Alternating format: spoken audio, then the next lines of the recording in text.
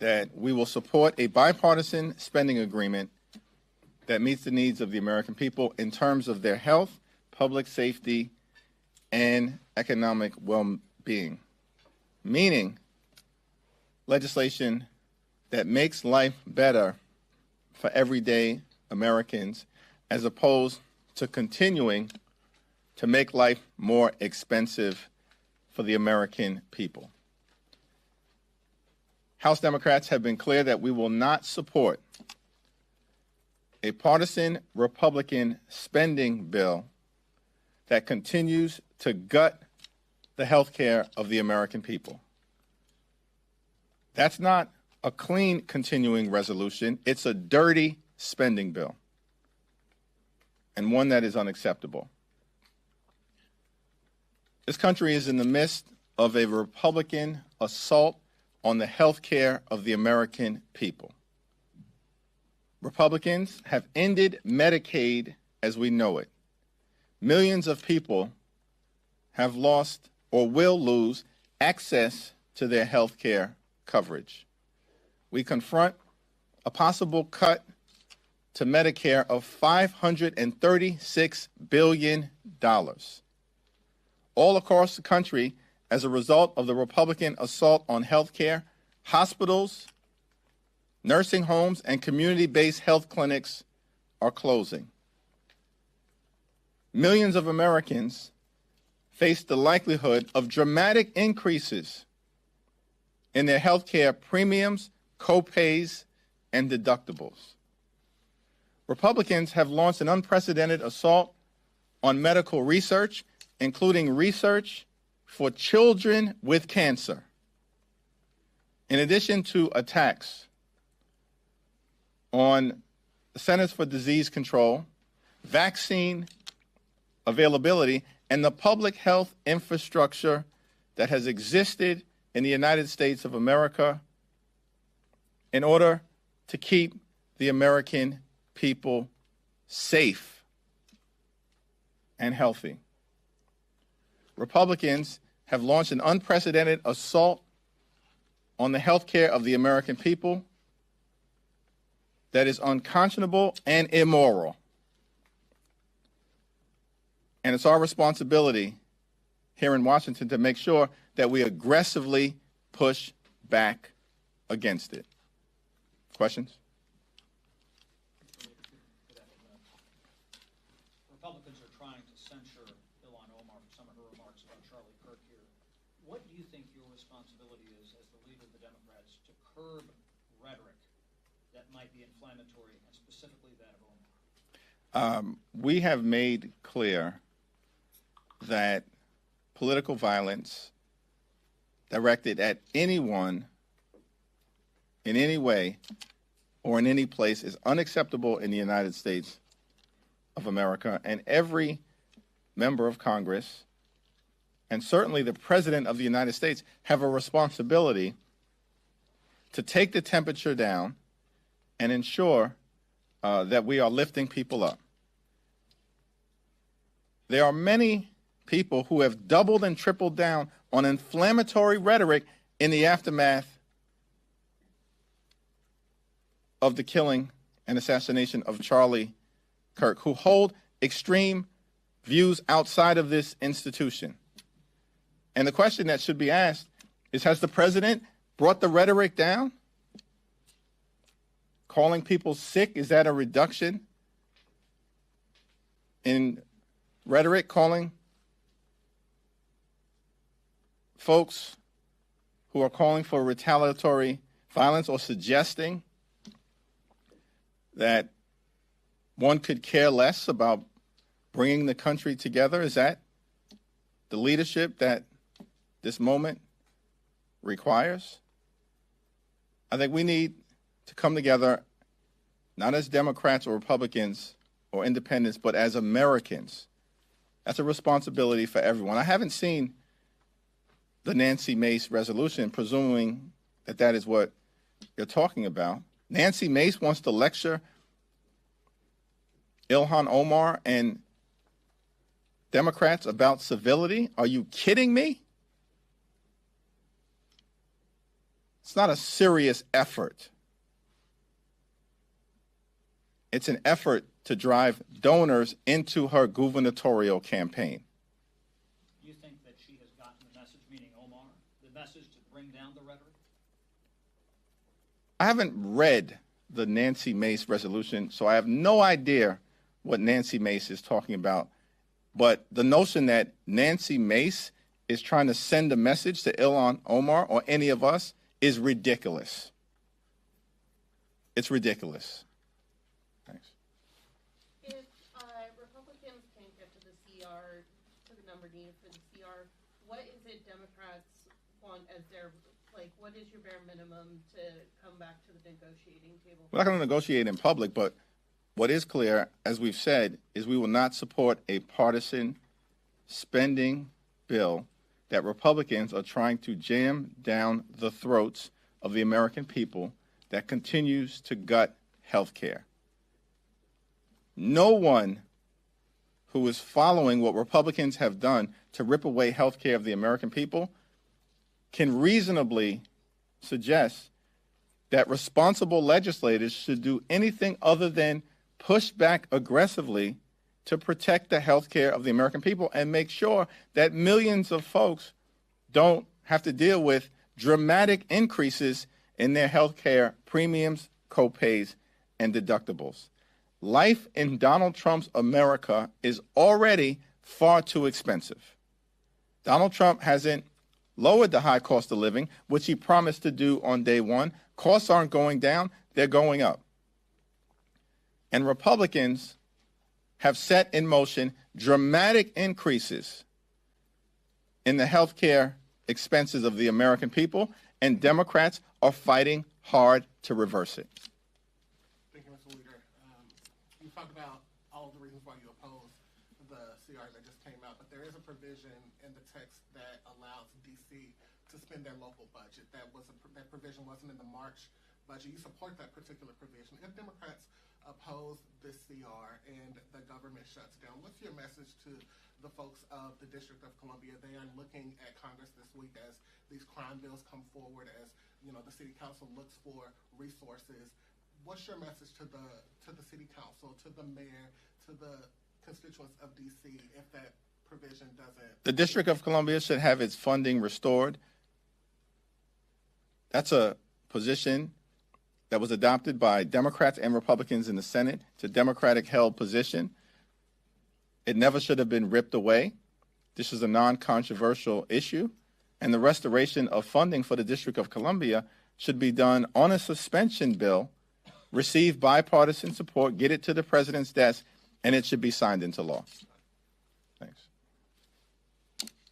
House Republicans have proposed putting $30 million in the CR for the mutual aid program that members use to partner with local law enforcement. Is that something that Democrats would support, or is there a larger figure you'd like to see there in the wake of recent events? We support the notion that we have to invest significantly more resources and personnel in securing the safety of members of Congress on both sides of the aisle. The current program that was put into place in advance of the August recess should be indefinitely continued, but also adjusted, bolstered, and enhanced.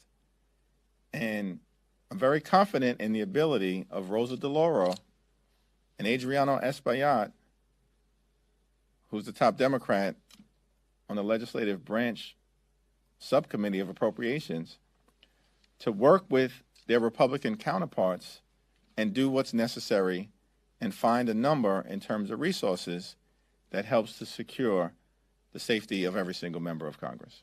Just as a follow-up, so would you like to see more than $30 million in the CR, or are you talking about like in the final legislation, the House Ledge bill for next year, you want more money there? It's not clear to me where the $30 million number came from, what it actually would fund, what's the basis of the number, and how would it translate into the types of programs that we need to be built out in terms of the Capitol. So it's hard to comment in a vacuum, which is why it's appropriate for the appropriators to try to actually work this out in a bipartisan conversation as opposed to the Republicans thinking that they're going to just present a take it or leave it approach in a bill that is deeply flawed, in a bill that is dirty from the standpoint of attacking the health care of the American people, attacking housing, attacking veterans, and a continuation of failed Republican policies that have been a disaster for the United States of America. On security, there's $58 million there for judge security. That was requested by the White House to be there.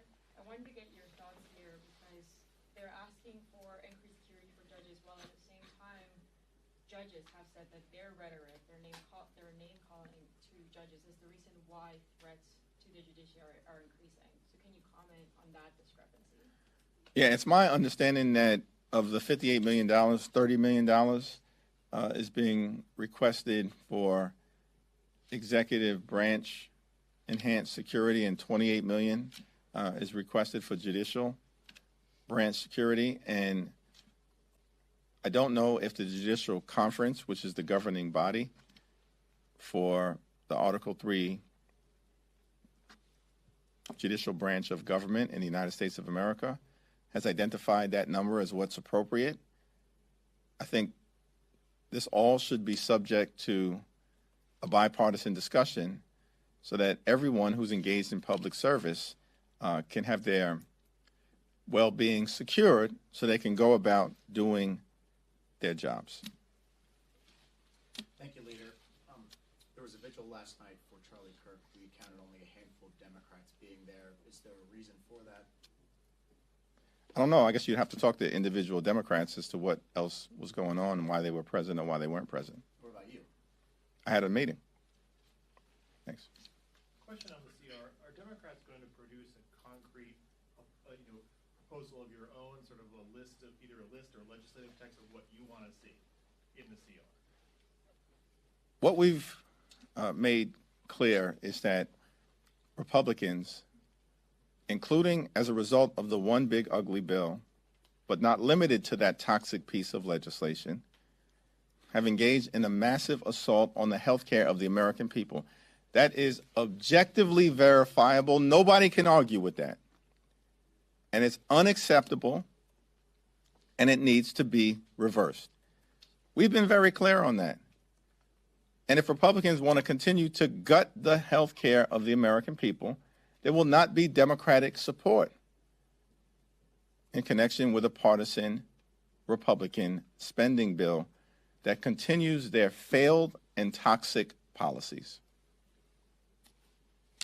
If the Republican CR doesn't pass, it's likely the government would shut down. Would Democrats be okay with that outcome? We're a long way from that, but Republicans control the House, the Senate, and the presidency. What would you say to progressive members who are frustrated that you haven't endorsed Zohran Mamdani and feel that it may be a reflection more broadly of how you treat the left wing of the party? I haven't had a conversation with any member of Congress who's expressed frustration to me as it relates to the New York City mayoral race. Thanks. Thanks, Senator Jeffries. Back in March, House Democrats were largely united in opposing that continuing resolution, but obviously it went through because a handful of Senate Democrats voted to allow it to go forward and proceed with it. You had the joint statement with Leader Schumer opposing the bill, but do you have confidence that Leader Schumer will remain opposed to the legislation if this does get to the Senate, considering what happened back in March? Yes. President Trump today signed another executive order extending the TikTok ban, or delaying it, I should say, extending the deadline. Your thoughts on that? I mean, the question here is at what point are we going to find a path forward so that the divestiture, which was the main principle in the legislation that was passed by Congress over a year ago, can take place. There is no interest in a TikTok ban, but there is interest in divestiture so that TikTok is not owned by the Chinese Communist Party, a strategic adversary of the United States of America. Can we expect to see any kind of Democratic alternative in the House or Senate to the CR legislation? We'll cross that bridge when we get to it. On Mamdani again, can you share at all like your time frame or like what you're weighing as you think about this decision? And I know you said no one's expressed frustration to you, but Senator Chris Van Hollen last weekend sort of called you out and other members of the New York delegation. So what's your response to that? I think we had a response to that. Thank you, Mr. Leader. Could you speak to your positions on the two D.C. crime-related bills that are getting a vote later this afternoon? Those aren't bills that are serious efforts to address public safety in the Washington, D.C. area, and it's not my expectation to support them. Several of your New York Democratic colleagues have called out Mamdani's socialist ideals and calling them too extreme and radical to serve as New York City's mayor.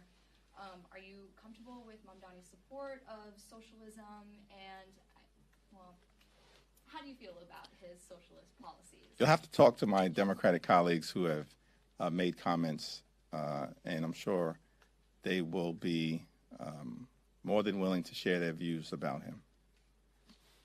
Mayor Boone over in the Senate seems to think that if all the Republicans in the House and all the Republicans in the Senate and a Republican president say they're in favor of the CR, that the American people will have no choice but to see it as Democrats are shutting the government down. Do you disagree with that? And if so, why will the American people take away a different message? Donald Trump is the president. He's a Republican president. Republicans have a majority in the House, and Republicans have a majority in the Senate.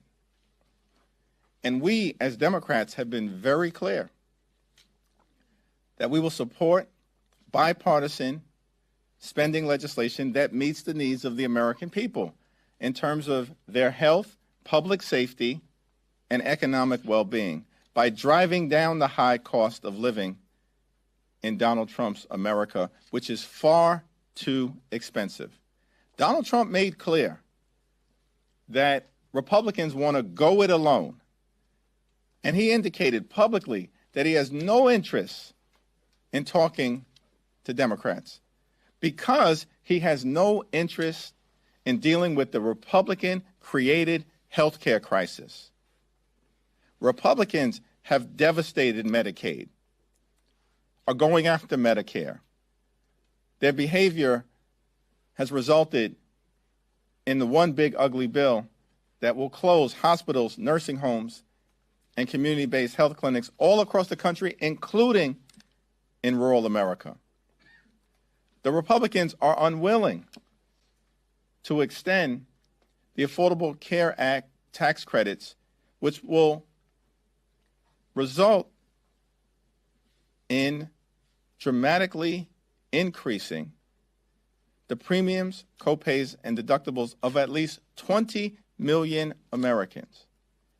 As a result of the Republican assault on health care in the United States of America, health care premiums for tens of millions of people who are on private insurance are going to skyrocket as people receive notices over the next several weeks, and as we approach open enrollment on November 1st. Democrats are going to continue to stand on the side of the health care of the American people, and Republicans are clearly trying to gut it. That's the battle line that has been drawn. And there is an opportunity for Republicans to reverse course and actually do something about the health care crisis that they have created, including by enacting the largest cut to Medicaid in American history and devastating their own constituents, including in rural America. You talked about open enrollment on November 1st. There's a lot of people who worry that waiting until the end of CR November 21st is going to be too late to negotiate ACA subsidies, and that it needs to happen sooner.